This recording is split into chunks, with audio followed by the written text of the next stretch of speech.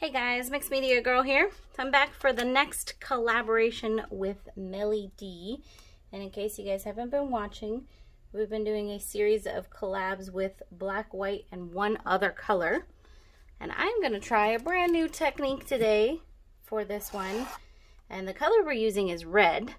So I'm going to be using white, black, and red, all Artist Loft Flow Acrylics, and all mixed with floetrol and water. I'm starting here with just a nice white base, same white paint as I always use, nothing special about it. And I'm going to be trying the reverse dip technique. Now this is not one that I've done before, so I am using this little tiny 8x10 canvas because I don't want to waste a lot of paint in case I don't do it right. But basically, I'm going to actually torch this real quick, get rid of the air bubbles. But basically, I'm going to be layering the colors on here. And hopefully we don't get too much pink. And my bottle was clogged there. So I watched, I think, a video or two on this. Oh my goodness, look at my squiggly line.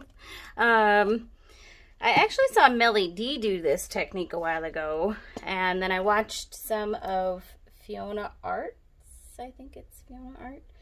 I'll put the link down in the description for the video I watched Fiona do. Yeah,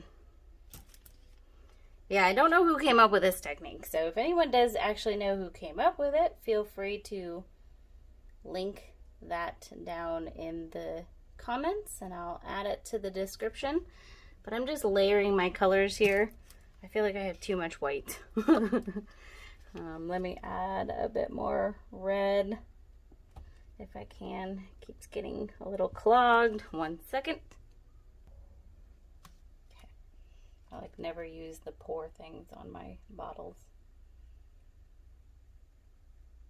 I wanted to do this on an 8x10 canvas, just in case I mess it up, which already I feel like I should have done a more specific design, but I got a little too excited. All right, that is, I'm sure, more than enough paint. So I'm going to do this with a paper towel, and I'm going to go ahead and spray it with just some water really quick over here to the side. So it's just damp. It's not like soaking wet. I think you can also do this with a dry paper towel. Definitely not the expert. This is my first time doing this specific one. So I'm just going to carefully lay this down. I'm going to make sure there's no air bubbles. And then I'm going to just carefully pat, just to make sure that it's fully down. We don't want to miss any spots.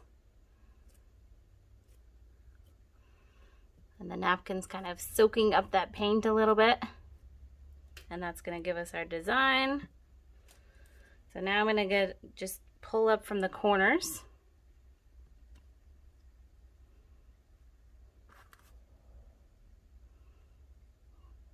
Maybe don't drop the corners.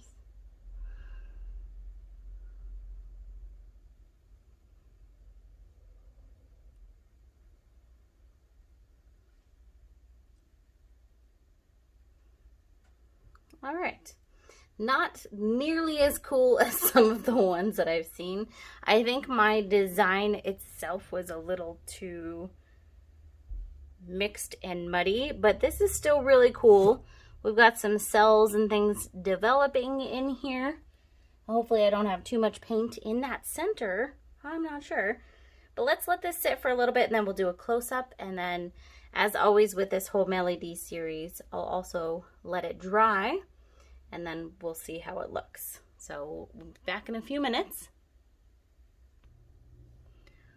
Okay, we're back. Definitely some development in here. Let's do a quick close-up. So just tons and tons of activity there. Tons of cell activity. We definitely got some pink, but we still also have a lot of the red and We also definitely lost some of the white and got some gray, but that's okay.